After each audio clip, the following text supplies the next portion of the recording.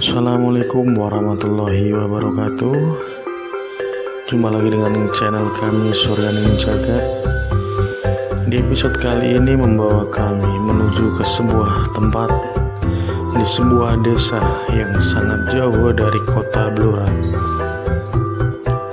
terletak di ujung timur Kabupaten Blora dan menembus hutan jati Blora.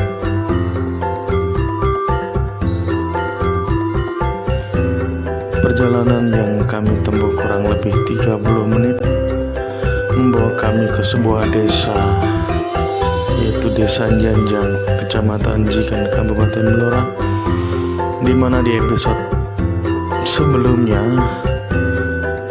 kita membahas dan berjanji akan menelusuri dan menapak tilas tentang sejarah Eyang Jati Kusumo dan Eyang Jati Sworo.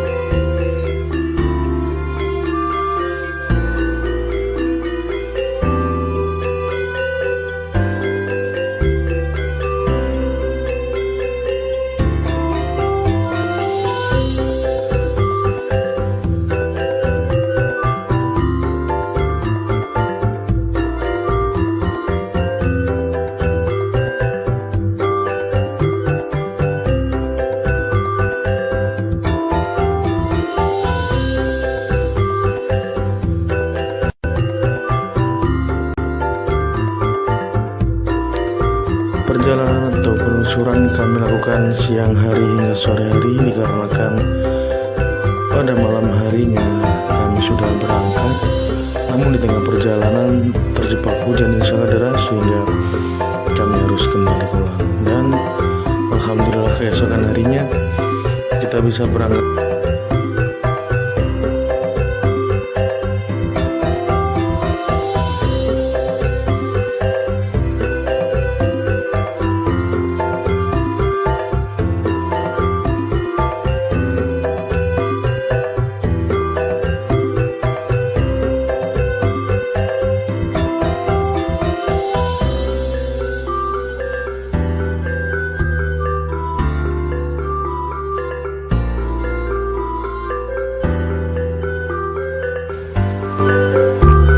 Assalamualaikum warahmatullahi wabarakatuh.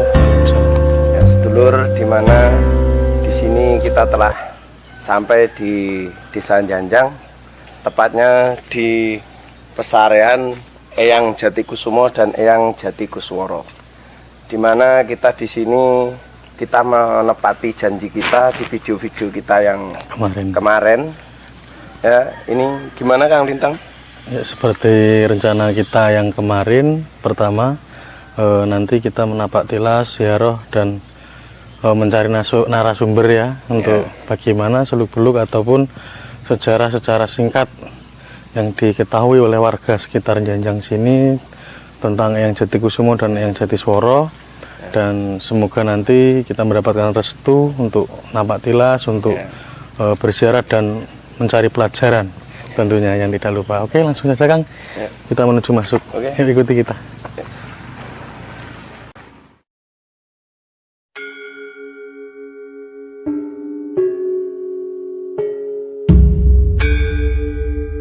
Ketika kita sampai di kawasan pesarean Eyang Jati Kusumo dan Eyang Jati Sworo, kesan dan suasana yang kita dapatkan pertama kali adalah suasana yang sejuk, tentram, dan damai senantiasa menyelimuti kawasan pesarean ini.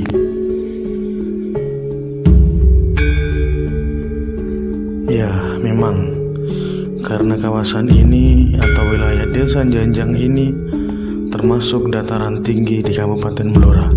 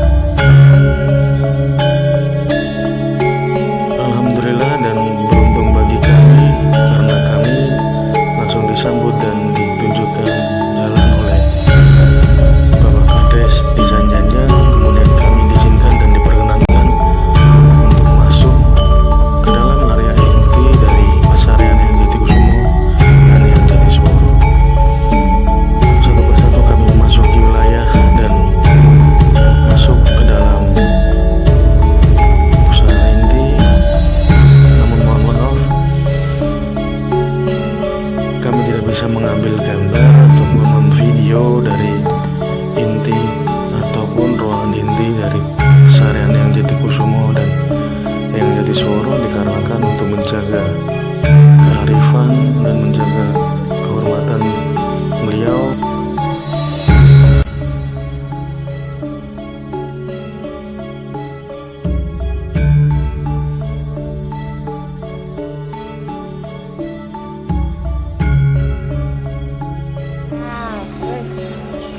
Kita sudah berada di lingkungan makam Yang Jati Kusumo dan Yang Jati Sworo. Itu adalah biasanya tempat untuk sedekah bumi. Tumpengnya ditaruh di sini dan dibagi, ya, dibaginya di sini. Ini tempat para peziarah memanjatkan doa, bertahlil dan lain sebagainya itu di sini. Kemudian di paling timur, paling barat itu ada tempat untuk pertunjukan wayang. Kalau sedekah bumi biasanya di sini ada pertunjukan wayang khas ini, ya. Tadi kita sudah sudah datang salah satu narasumber kita. Nanti kita tanya jawab dengan beliau bagaimana seluruhnya. Ikuti terus perjalanan kita.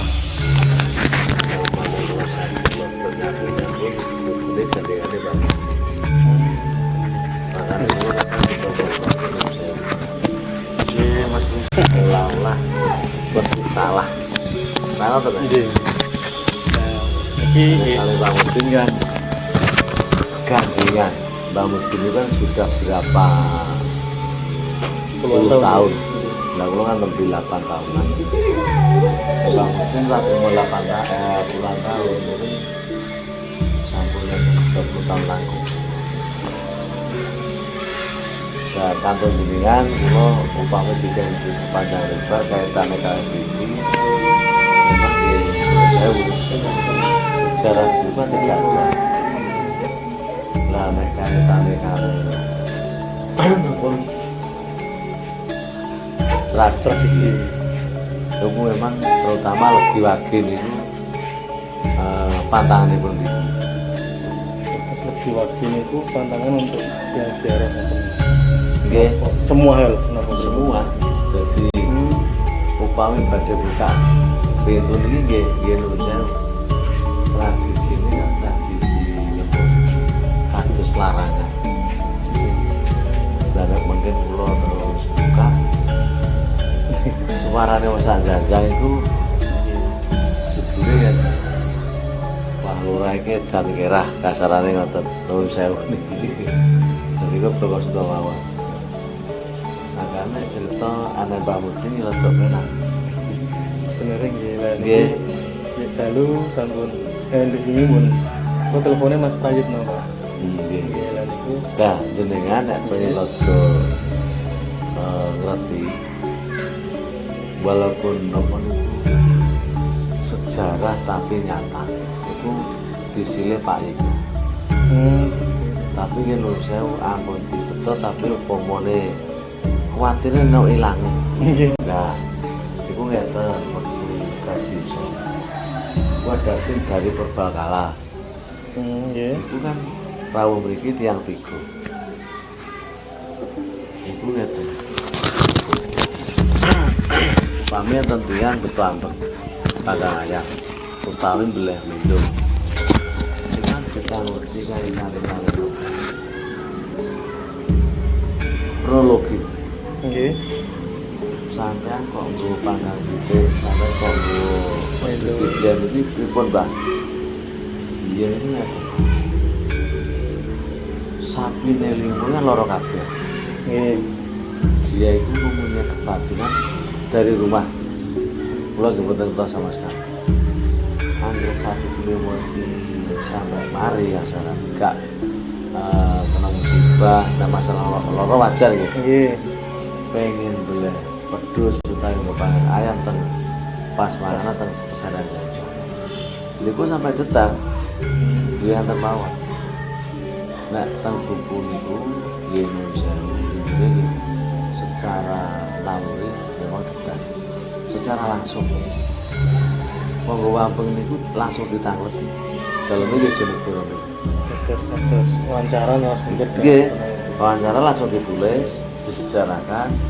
Kalau bener-bener pernah ngucap ngoten niku ke dia niku teng mriki terus kita ngerti.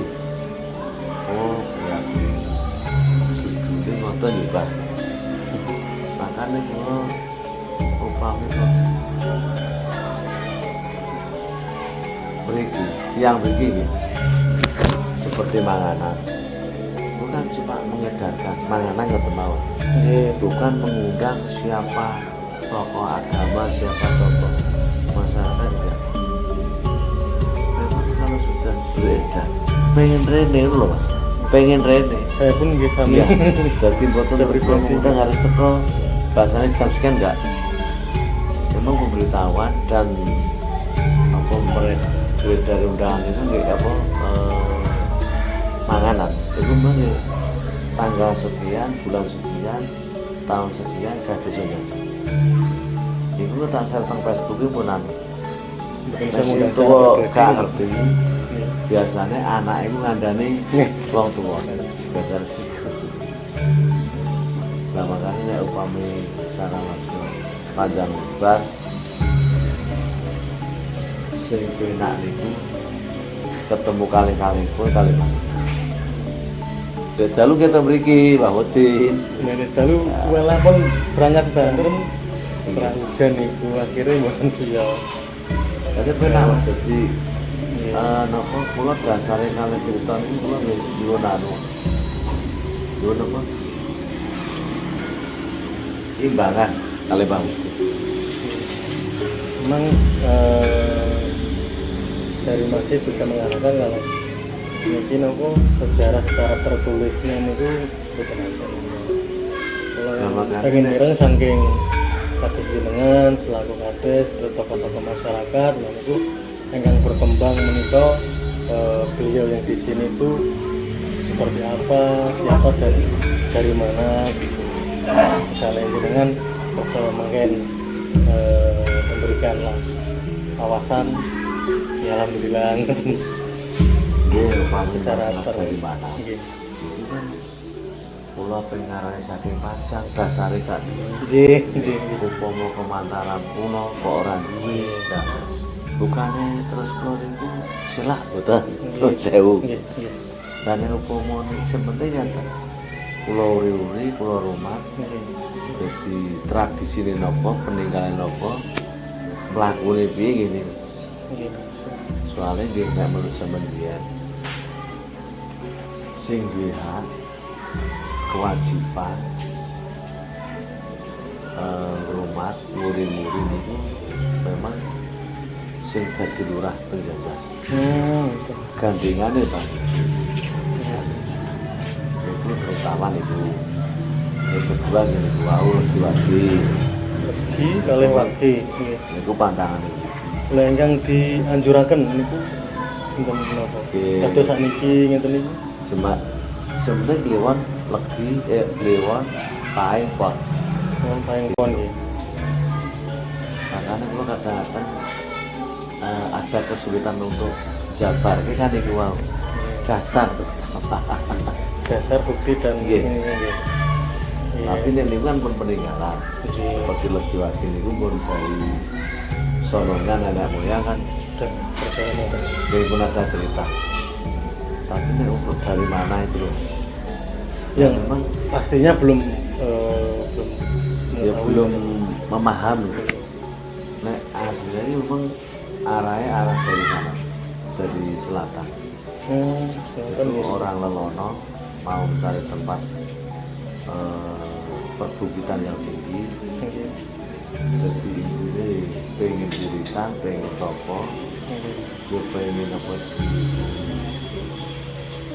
mulia lah kasarnya lurah dari Jajang memang punya hak rumah rawat muri-muri terus kedua lebih wakil nih wow masalah asal usul nih wow sing kula buat tapi takut anu Mas takut salah ingkang terakhir Bapak mungkin enten pesan-pesan kagem calon peziarah atau ingkang ajeng ziarah mriki lah menika ada terus pundi terus mungkin enten tantangan menapa ngoten.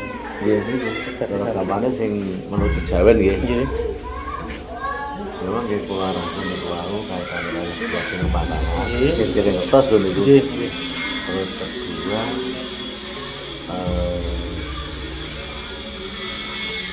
yang ini kadang-kadang mempunyai masalah keluhan dan sebagainya. Yang mirau kemudian macam-macam kemauan hajatnya ya. Kadang nggih menurut yang kados sesepuh utawi paranormal nggih mendekati mawon tapi kan belum betul dados paranormal. Itu memang syaratnya itu nggih kembang. Nah, zaman dulu memang rokok siong. Oh, nggih rokok siong. Nah, sekarang golek rokok siong sulit.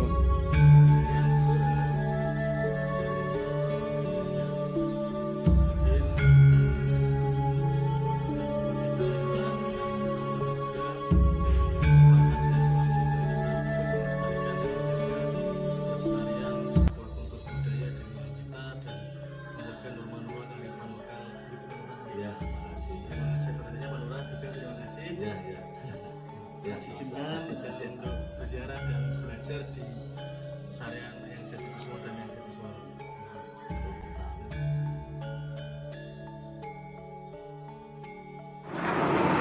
Assalamualaikum warahmatullahi wabarakatuh.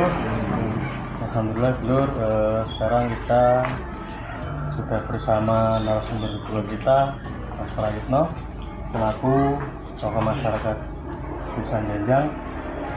Nanti kita akan sedikit bertanya tentang yang Jati Kusuma dan yang Jati Suara Desa Janjang.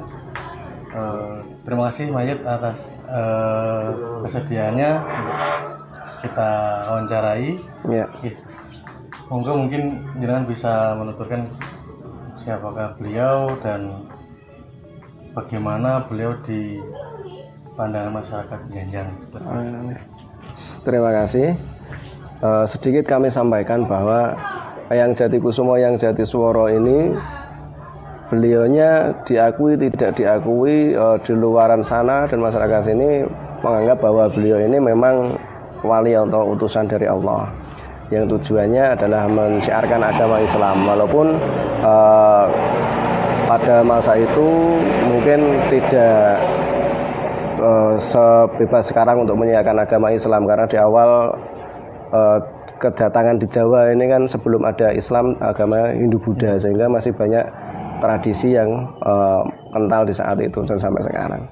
Untuk yang Jati Kusuma, yang Jati Suara sendiri itu seorang wali yang memang jati dirinya tidak ingin diketahui, tidak ingin istilahnya tidak ingin pamer kepada masyarakat bahwa beliau ini wali, hanya ingin munajat kepada Allah, sehingga dia kesini ya untuk mendekatkan diri kepada Allah, tidak ingin punya istilahnya, tidak ingin dikenang sebagai atau pahlawan atau sebagai wali dan sebagainya. Itu bukan tujuan beliau, sehingga kenyataan sampai sekarang sudah banyak mungkin orang-orang yang ingin mengungkap sejarahnya beliau, namun sampai kenyataannya juga belum ada yang mengetahui secara detail, bahkan termasuk juru kunci yang ada di sini dan warga masyarakat sini pun tidak berani memastikan bahwa beliau ini dari mana dan beliau ini siapa. Namun kenyataannya kalau dari kalangan kita sebagai santri, saya tidak perlu bukti banyak, saya harus ketemu dengan beliau untuk mengaku itu wali. Sedikit kita sebagai santri mengikuti seorang wali ulama yang sudah jelas keilmuannya, yaitu Mbah Mun. Perkiraan sekitar tahun 97-98 datang ke sini ziarah bersama dengan gus-gusnya, kemudian nanggap yang Jati Kusuma, yang Jati Suara sini. Kedatangan beliau seorang wali kan lebih tahu kalau beliau ini wali. Kalau kita manusia biasa kan tidak mengetahui secara detail gitu. Kemudian terkait dengan beliau ini asalnya dari mana, memang banyak versi. Ada yang menyatakan ini dari kerajaan Pajang yang posisinya dulu sama-sama muridnya Sunan Kalijogo yang diberi tugas oleh Joko Tingkir ketika itu kan ada peperangan dengan Arya Penangsang itu. Ada juga versi yang menyatakan bahwa beliau ini anaknya dari Rajek Wesi Bojonegoro. Nah, itu ada 5 keturunan yang termasuk yang Jatikusumo, yang Jatiswara, Mbah Mutamakin, kemudian ada 5 orang itu saya lupa diceritanya. Hanya memang yang Jatikusumo, yang Jatiswara ini banyak versi yang menceritakan. Terus lagi yang perlu kita sampaikan bahwa selain beliau ini memang sengaja untuk menyembunyikan jati dirinya agar tidak istilahnya tidak dianggap oleh Tuhannya dia ini punya misi ingin tenar dan sebagainya. Ada hal lagi yang harus kita ketahui bahwa walaupun yang Jatikusumo, yang Jatiswara ini menyebarkan agama Islam, namun beliau karena dakwah ini menerima semua kalangan. Ini terbukti yang datang ke sini tidak hanya orang Islam saja yang punya tujuan hanya untuk ziarah saja. Orang ke sini punya hajat, berdoa ingin apa juga melalui lantaran beliau juga disampaikan. Insya Allah banyak yang terkabul juga hajatnya. Walaupun kesini caranya mungkin beda-beda. Jadi nggak hanya muslimin cuman banyak agama dari agama lain gitu ya. Namun mayoritas yang terbesar yang datang ke sini itu tetap orang dari pondok pesantren, termasuk dari Sarang, dari Bojonegoro, dari Cabak dan sebagainya, banyak yang datang ke sini untuk ziarah. Apalagi untuk wilayah Blora sendiri, sini diakui sebagai salah satu punden wali-wali pendiri Blora yang disandingkan setara dengan Sunan Pojok dan sebagainya itu. Itu yang perlu saya sampaikan awal. Kemudian Masjid untuk mungkin pesan-pesan kita kaula muda, kaum milenial yang mungkin nanti melihat video kita ketika ingin berziarah, gimanakah sebaiknya yang benar dan mungkin sudah berjalan di sini itu seperti apa? Pesan kami kepada pendatang yang memang niat ingin ziarah ke sini, yang pertama tetap kita ada prosedur secara adat dan tradisi. Satu, secara etika memang tidak tertulis, tapi kesopanan dan sebagainya harus dijaga. Bahkan dulu tidak tertulis itu kalau orangnya tidak suci datang ke pesarian misalkan berhajat pun itu tidak berani. Sana sampai anak kecil misalkan terpaksa diajak naik kok sampai kencing di sana sebagainya, itu biasanya akan langsung sakit dan sebagainya. Walaupun itu tidak perlu dibuktikan harus sakit dulu kan enggak. Nah, tapi hal-hal tutur seperti itu tetap kita sampaikan. Kemudian kalau datang ke sini ada juru kuncinya, ya alangkah lebih baik menemui juru kuncinya. Masuk Mbah Mudin, izin dulu. Kemudian kalau misalkan di sini ingin mengetahui lebih dalam kepada beliau, ya ditanya-tanyakan kepada juru kuncinya. Begitu. Terima kasih Masjid. Terus terakhir di sisi mungkin sebelah timurnya ya Mas, itu sebelah timurnya Pesarian itu kan ada bukit timurnya Mas ya. Oh yang sana. Tapaan itu kan ada sebelah selatan. Selatannya ya. Itu kalau boleh diceritakan itu dulu tempat apa? Oh ini. Sekali lagi yang Jatikusumo, yang Jatiswara ini, beliau ini sebenarnya mencari tempat yang tinggi untuk bermunajat. Kata janjang itu dari bahasa Sanskerta aslinya tinggi, bukit yang tinggi.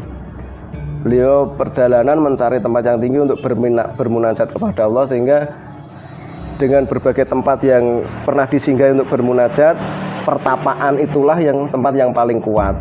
Pertapaan itu adalah tempat sujudnya beliau bermunajat kepada Allah yang paling kuat, sehingga pemakamannya pun juga tidak jauh dari tempat munajatnya itu gitu. Mungkin sudah banyak informasi yang kita dapat ya dulur dari beliau Masjid.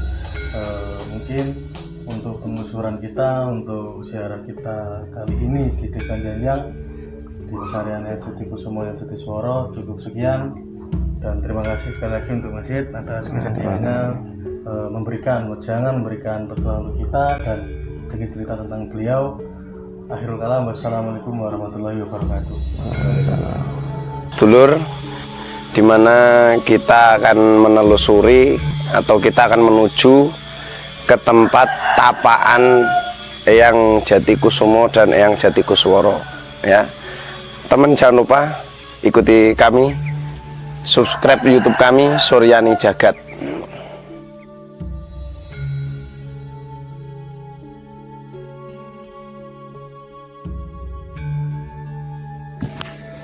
Ya, bukit ini dan tempat pertapan ini menjadi bukti bagaimana Sang Eyang Wali menjaga keharmonisannya, menjaga keimanannya kepada Sang Maha Kuasa, kepada Allah Subhanahu wa Ta'ala, dengan mengasingkan diri di ujung kota ini dan bertempat di sebuah gunung atau bukit yang jauh dari peradaban manusia. Untuk beliau, Sang Wali, bermunajat, menyatu padu dengan alam, mensyukuri nikmat, dan mempertebal tingkat keimanannya kepada Sang Kholik.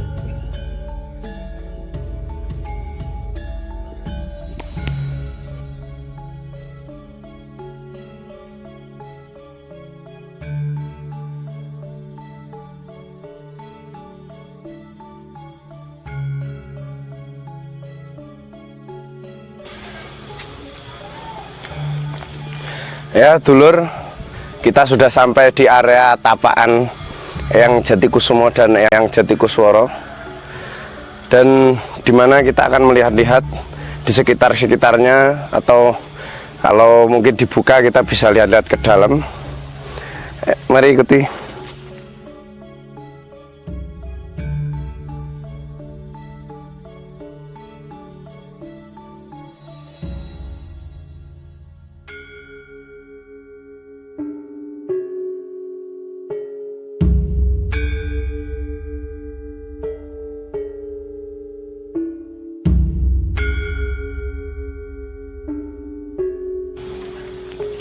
Ya, disinilah, ya lebih tepatnya di dalam situ.